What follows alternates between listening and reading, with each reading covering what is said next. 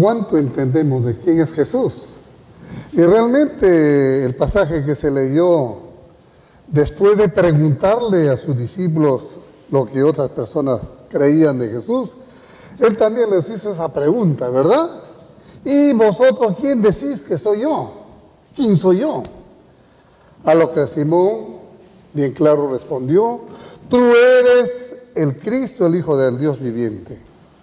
Hermanos, la respuesta dada por Pedro determina el destino eterno de la persona cuando acepta a Jesús como su Señor y su Salvador. Y ahora vamos a continuar en cuanto a Cristo.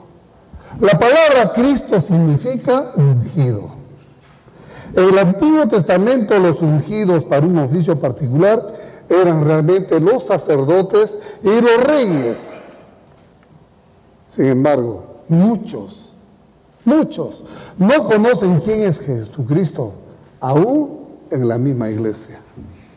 Y hemos hablado acerca de la naturaleza de Jesús y ahora continuamos.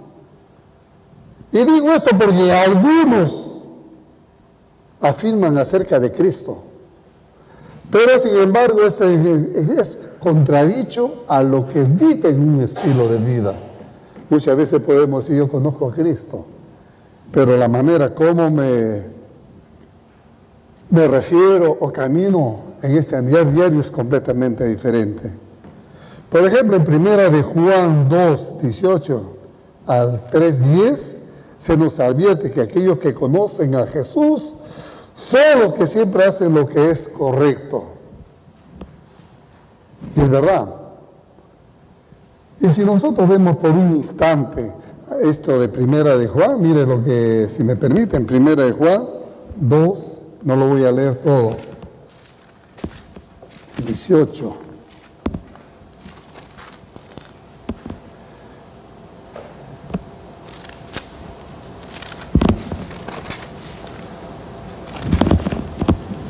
Dos 28, perdón, dice bien claro: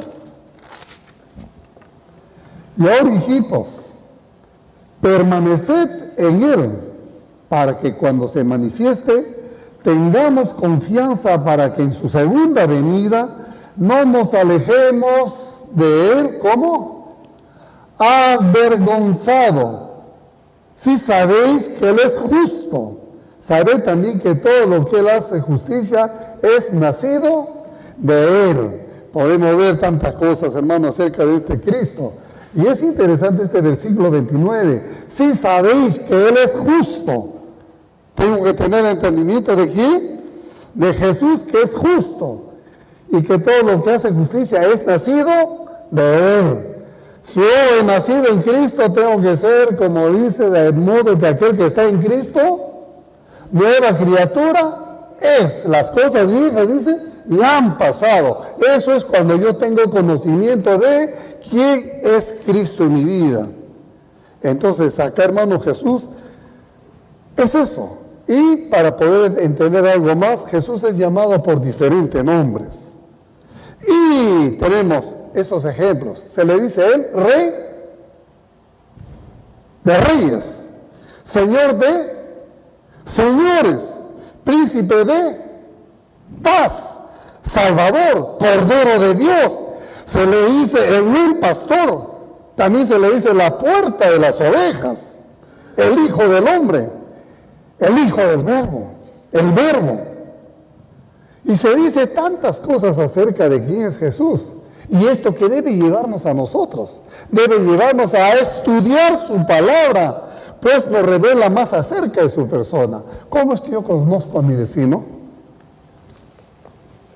Llegando a casa, bajando del auto y metiéndome a mi casa. No, teniendo comunicación con Él, ¿verdad? Entonces, así con Cristo Jesús tenemos que conocerlo. Y lo primero que vamos a ver acerca de Él en esta segunda parte son sus atributos. Los atributos son, dice, el fundamento de Cristo Jesús, de su persona. Y si ahí tenemos los fundamentos de Él, entonces nosotros nunca debemos olvidar los atributos del Señor. Y entre esos atributos dice que Él es la deidad. Él es el Hijo de Dios. Ese es uno de los primeros atributos.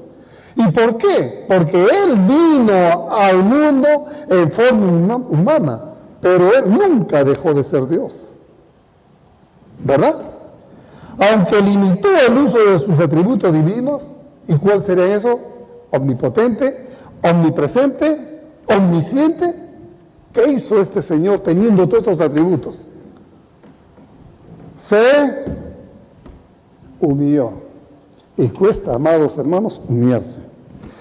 Siendo Rey de Reyes, Señor de Señores, el Príncipe de Paz, dice que se humilló. ¿Y por qué es que se humilló? Porque te ama. Porque te ama. Porque nos ama. Y bien claro lo dice Filipenses 2, 4 al 9.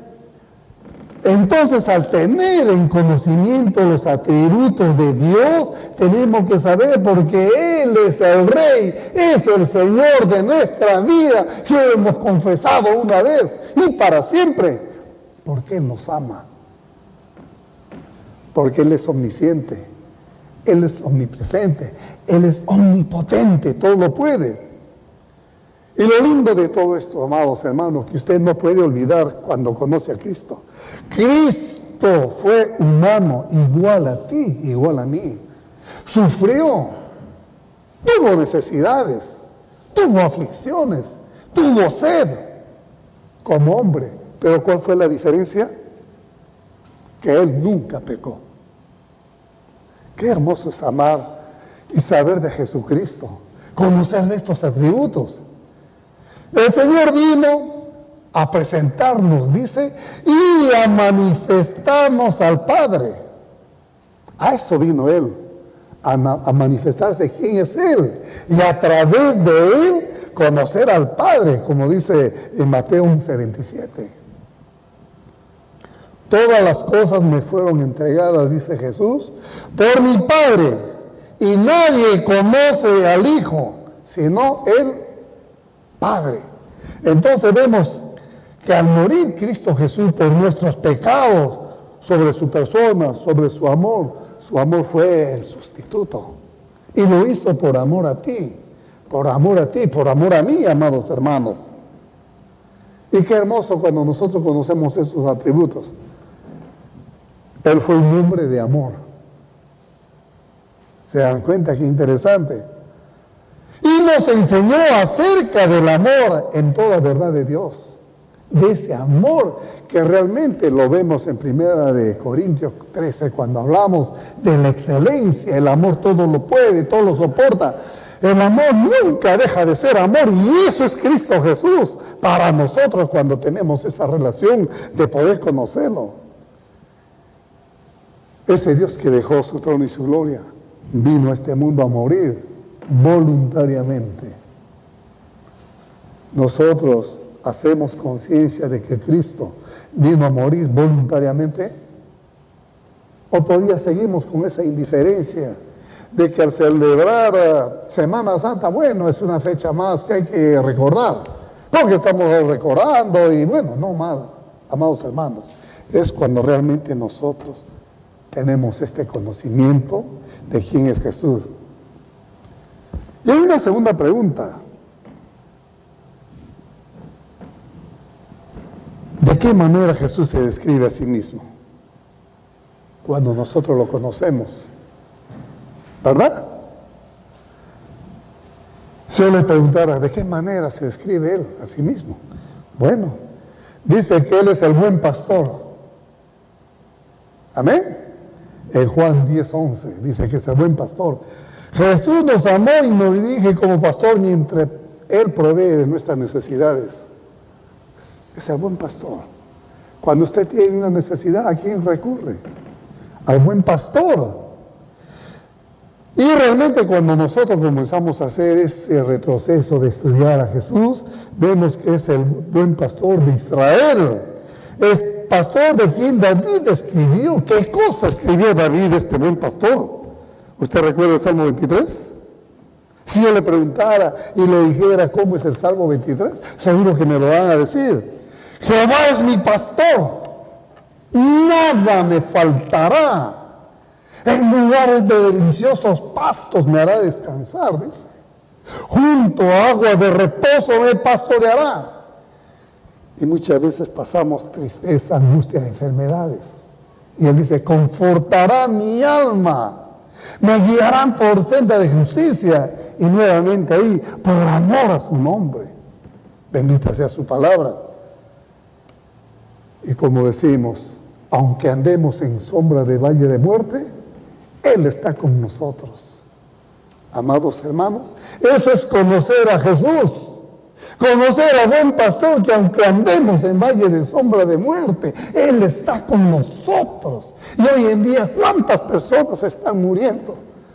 Porque no se les habla del Evangelio, no se les habla de ese buen pastor, de lo que es Él. Hay un compromiso contigo, hay un compromiso conmigo, de conocer a Jesús.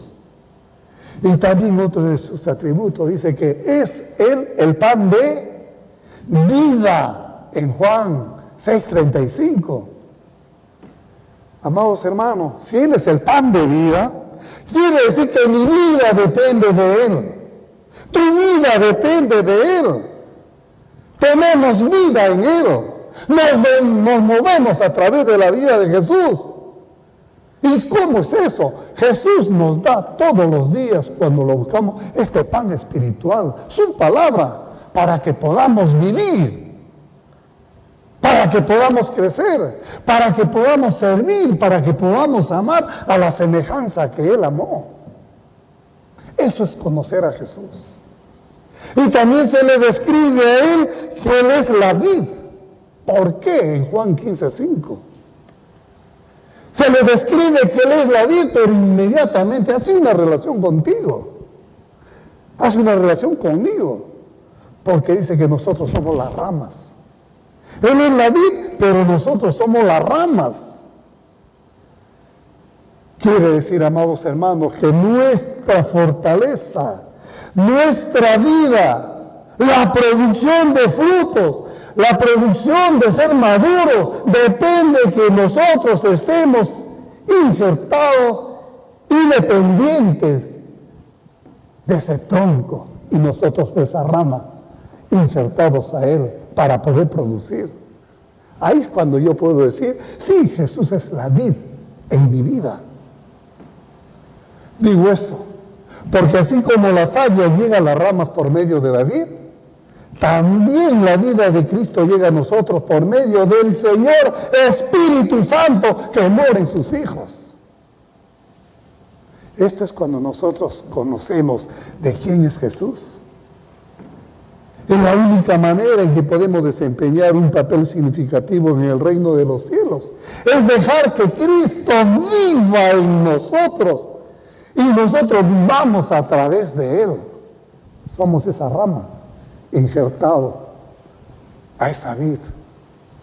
Amados hermanos, la ausencia de gozo en la vida de un cristiano puede ser también la falta de tiempo para tener un devocional, para poder leer la palabra, para orar, para reflexionar, para hincarme a los pies del Señor. Tengo que saber que Cristo Jesús quiere tener esa relación conmigo. Y también la Biblia lo describe, que Él es el camino, la verdad y la vida en Juan 14:6.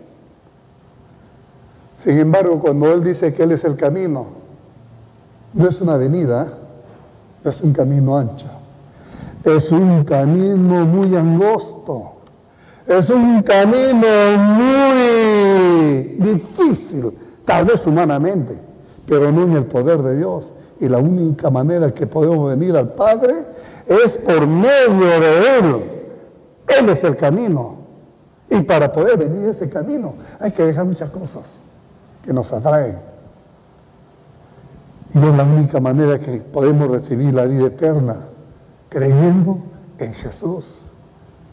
Qué bueno que nosotros podemos decir, Él es el camino de Dios, Él es la verdad de Dios, es la vida de Dios en el creyente, Cristo Jesús.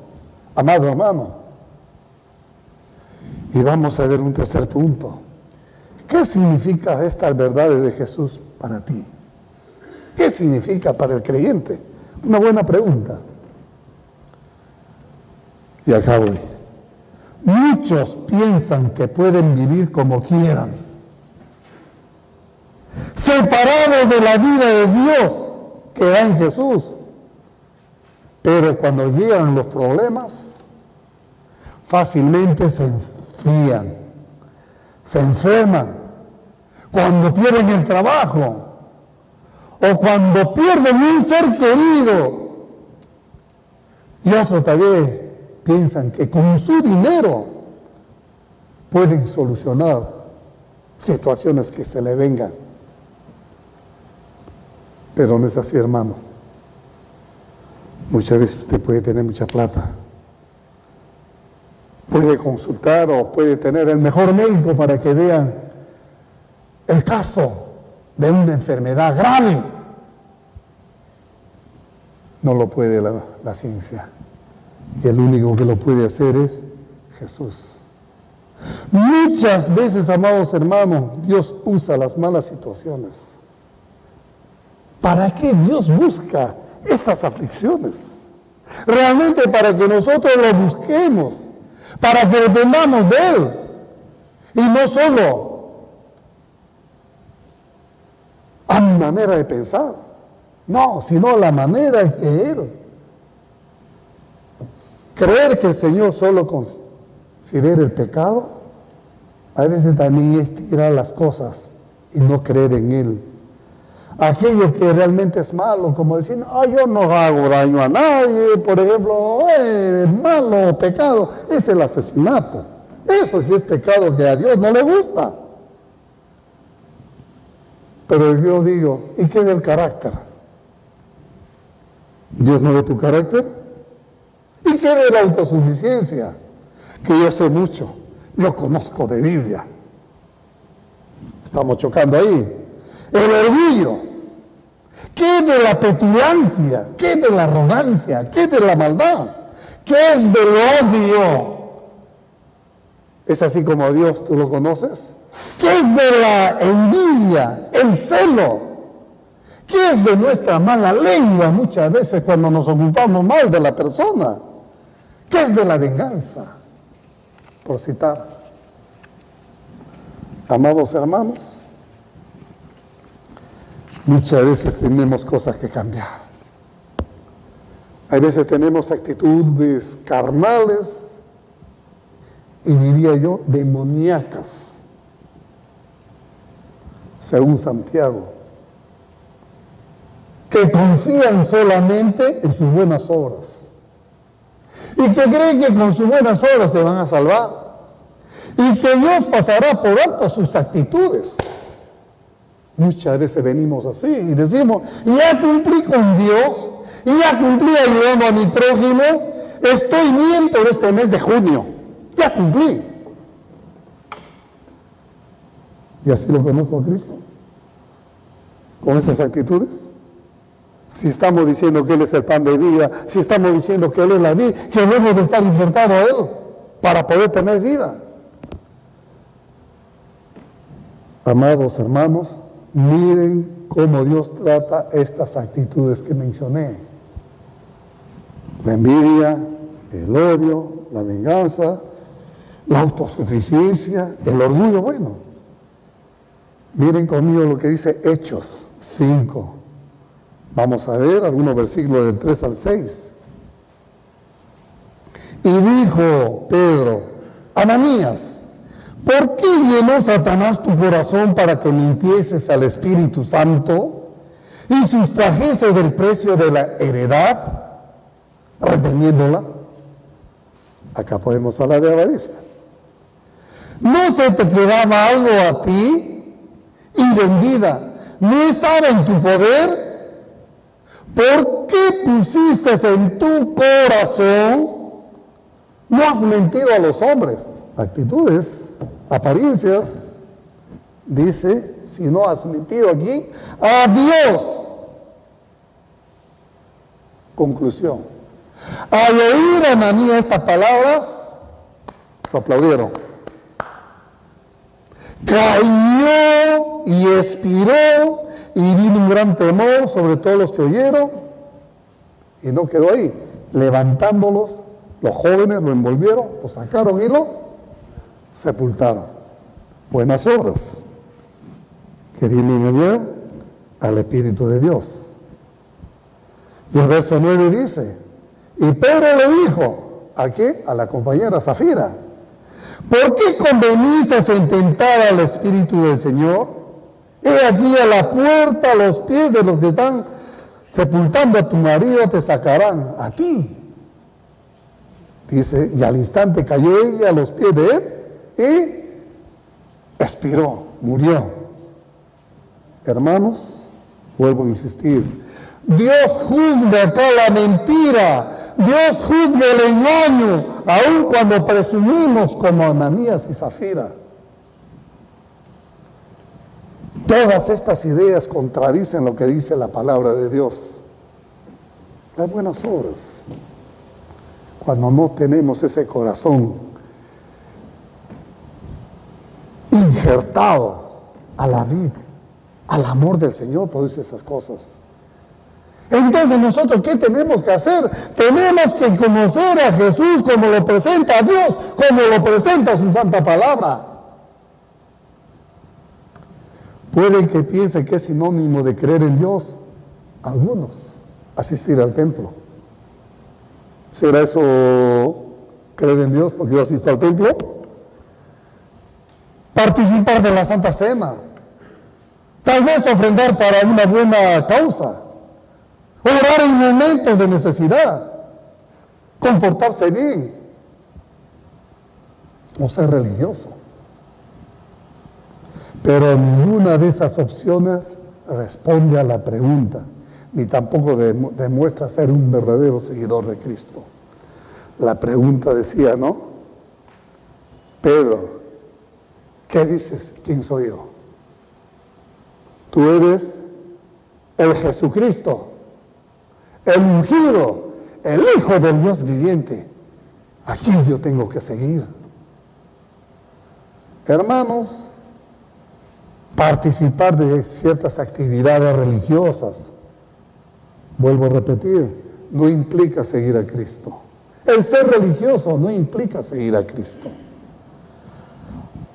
Sí, esas actividades pueden ser buenas, pero no todas son la manera como debemos de servir al Señor. No. El creyente, a medida que va creciendo en su Señor, dice que se va pareciendo a Él. Esa es la gran diferencia, porque estamos injertados en Él. El creyente que va creciendo espiritualmente de día en día, ¿a quién se va pareciendo? A su Señor, a Jesucristo. Mire lo que dice Jesús acerca de sí mismo en Mateo 11, 29 y 30. Esta es una porción también preciosa. Él dice, llevad mi yugo sobre vosotros. Y no queda ahí. Pon atención, pon oído, tu mirada fija y aprende de mí. ¿Qué cosa debo aprender de ti, Señor? Que soy manso, que soy humilde de corazón. Y esto muchas veces a nosotros nos cuesta. Cuando nosotros comenzamos a conocer quién es Jesús, tenemos que aprender a conocer primeramente su humildad. Y aprendemos también, amados hermanos, a descansar en Él. Aprendemos a dejar ese yugo que a veces nos atormenta. Y yo doy gracias a Dios por el curso que estamos llevando, que se titula Celebrando la Recuperación. Porque muchos de nosotros llevamos cargas ocultas, tal vez de la niñez, pero hemos aprendido en este curso, a través de la palabra, de sacarlo afuera y ponerlo en las manos del Señor. Y nuestras cargas ahora son ligeras. Y eso es lo que hace la palabra de Dios. Cuando usted empieza a tener esa relación, dice que mi yugo es fácil y ligera mi carga. Amados hermanos, Jesús nos da realmente el verdadero descanso. Mi pregunta es, ¿sigue tu vida agitada? ¿Dónde estamos encontrando descanso nosotros cada vez que nos reunimos para meditar la palabra? Cada vez que nos desnudamos ante Él, en Él. Amados hermanos, si tienes esa necesidad, ven a Jesús. Él mismo te invita. Venid a mí, los que están cansados y cargados, que los haré descansar. Esa carga que a ti te parece que es dura, que es imposible, llévasela a los pies del Señor. Es cuando tú tienes realmente conocimiento de quién es Él. Podemos llevar su yugo. Dice que la carga es ligera. Y dice que no es imposible de cargar, pero cuando estamos ligados a Él. Amado hermano, aprendamos de Él. Primeramente, que Él es manso, es autocontrolado, que es templado y que sabe refrenar esas emociones. Y esto lo vamos a aprender solamente cuando venimos a Jesús. Vamos a aprender a ser humildes. Y cuando somos humildes, quiere decir que siempre vamos a aprender a depender de Dios y no de nosotros mismos, como venimos estudiando, no creyéndonos dioses, sino aprendiendo a depender que Jesús siga haciendo ese trabajo que empezó contigo. Esto es conocerlo a Él. Amados hermanos, quiero terminar diciendo lo que dice 1 Pedro 5:6. Humillaos. ¿Cómo? Bajo la poderosa mano de Dios. ¿Para qué? Para que Él os exalte cuando fuera tiempo. A medida que camines con el Señor Jesús y habiendo conocido todos sus atributos, vas a poder humillarte. Amados hermanos, la humildad trae verdadera estima y honra, no cobardía. Y esto lo estamos estudiando nosotros. El que dice que permanece en Él, debe de andar como Él anduvo. 1 Juan 2:6. Quiero concluir una vez más diciendo, hermano, sus atributos son el fundamento de su persona y que yo y tú debes de conocer todo el tiempo. Segundo, recordemos siempre quién es Jesús en tu vida.